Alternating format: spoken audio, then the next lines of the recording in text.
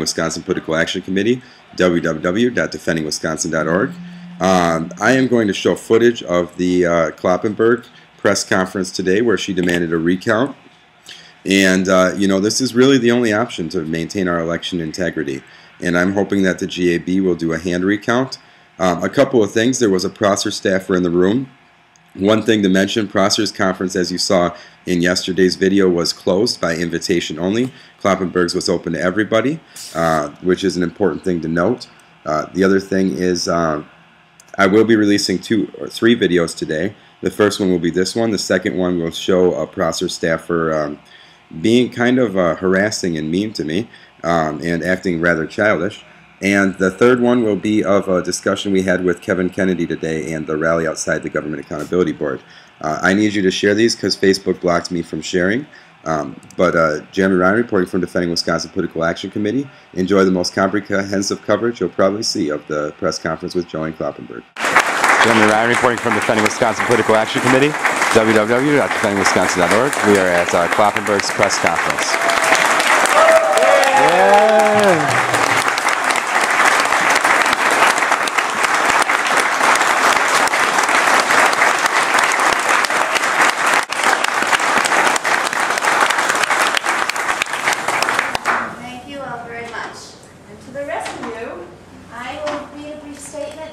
Questions? I'm all right standing this far back? Is that all right? Okay. Good afternoon to all of you.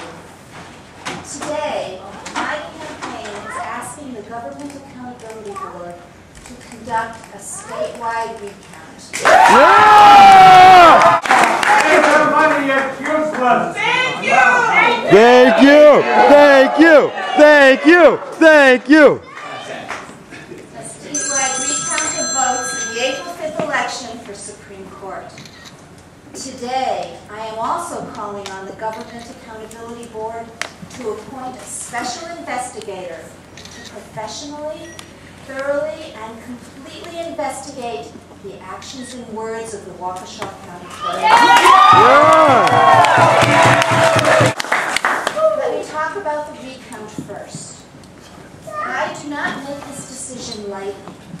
There have been impassioned arguments and good points raised by those who advise me both for and against a recount.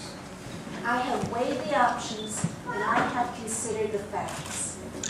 There are legitimate and widespread anomalies and widespread questions about the conduct of this election, most visibly in Waukesha County, but also in counties around the state. With a margin this small, less than 0.5%, the importance of every vote is magnified, and doubts about each vote are magnified as well. We are aware of anomalies that occurred around the state.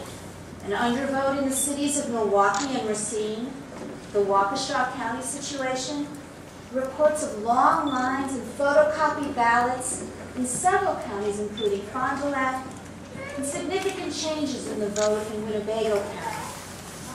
These anomalies are widespread, and that, coupled with their nature, necessitate a statewide recount. Yes. Yeah.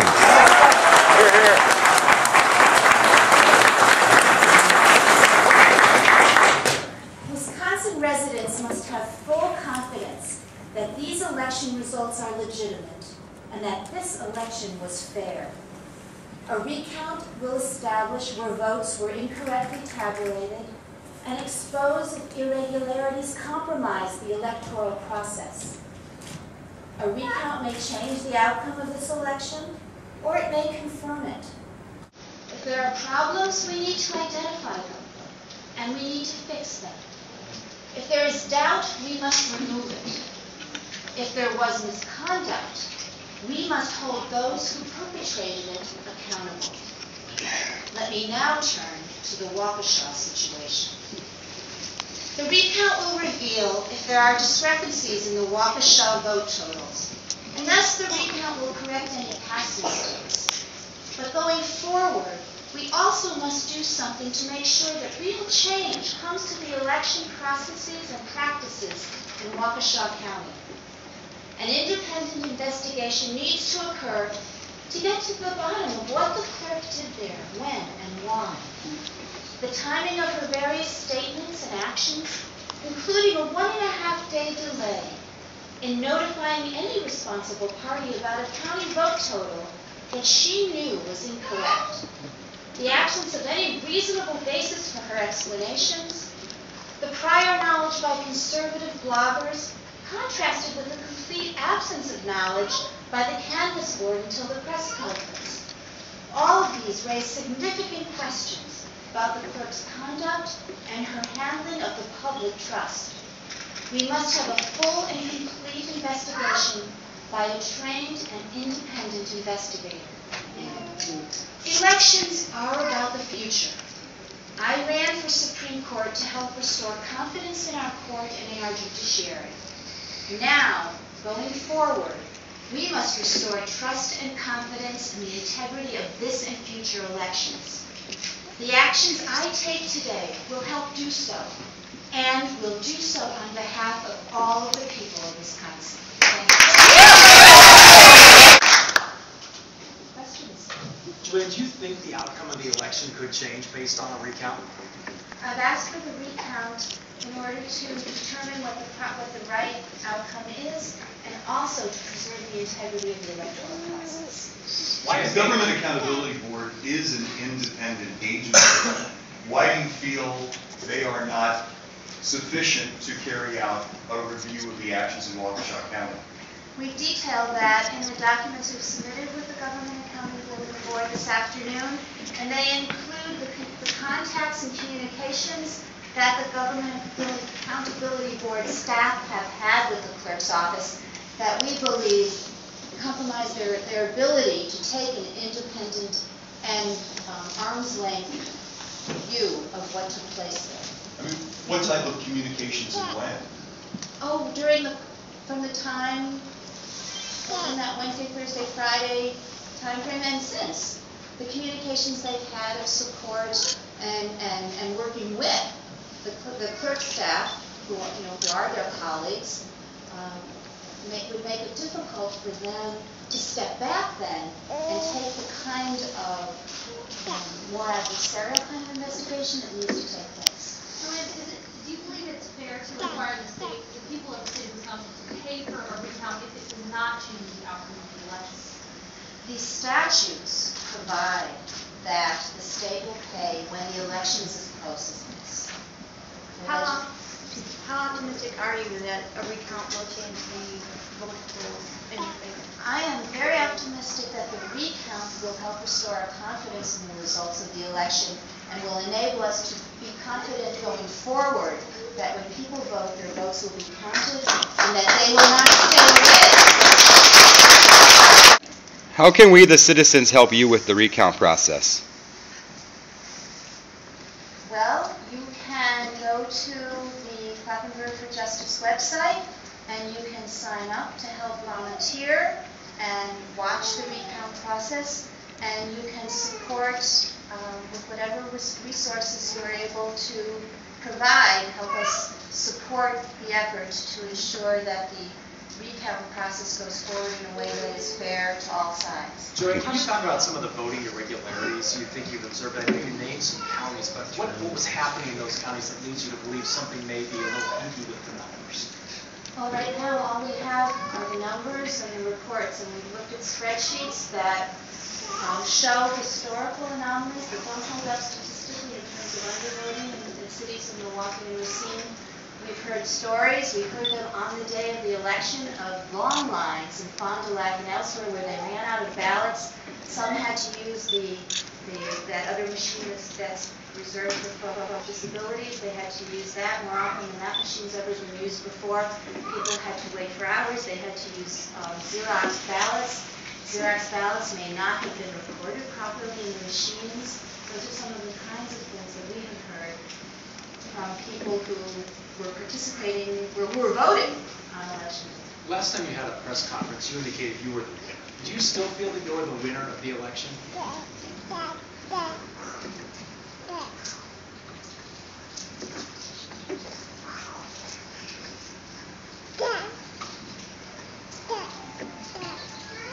How I feel? I feel that I have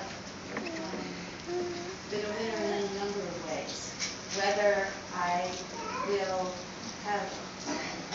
most votes in this election is something to be determined by the recount. The Prosser campaign has indicated they will file a legal challenge to try and block the recount. How are you planning to respond to that? Well, the Prosser campaign made threats. And I've been a litigator for 22 years, and in my experience, litigators that make threats in public without any basis or any citation to any law or facts don't get very far. And Yeah. It'll cost your campaign. How much do you think it'll cost your campaign? no idea. Any estimate? This is the first time for me. Are you asking for a canned recount? At this point, we understand that the Government Accountability Board will be going to court tomorrow and present options to the court, and one of those options will be a hand recount, at least in some counties, if not all, and we will be supporting the Government Accountability Board in its request. Instead of just targeting the specific counties that you're most worried about, Pardon? why a statewide recount instead of one just targeting the counties that you've heard complaints from? Because the complaints or the anomalies of which we are aware take place around the state, and the concerns that we've been hearing from people take place around the state, and only a statewide recount will assure people that this election is fair. That's right. Your campaign has said that you personally may not want a recount, but you've been getting a lot of pressure from union groups or other supporters. There was a rally today to encourage you. Is this your personal feeling, or do you feel a lot of outside pressure? I don't feel. I'm a litigator. I work in facts and law. I am making this decision. This is my decision based on the receipt of advice that I've been given and on my analysis of the law and the facts. Throughout this campaign, there are those who have tried to tie me with the unions or other groups, and they have not had any evidence to base those claims on.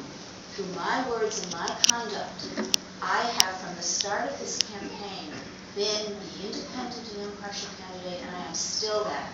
I am making this decision because it is right for me, it is right for my campaign, it is right for all of my supporters, and it is right for all of the people of Wisconsin.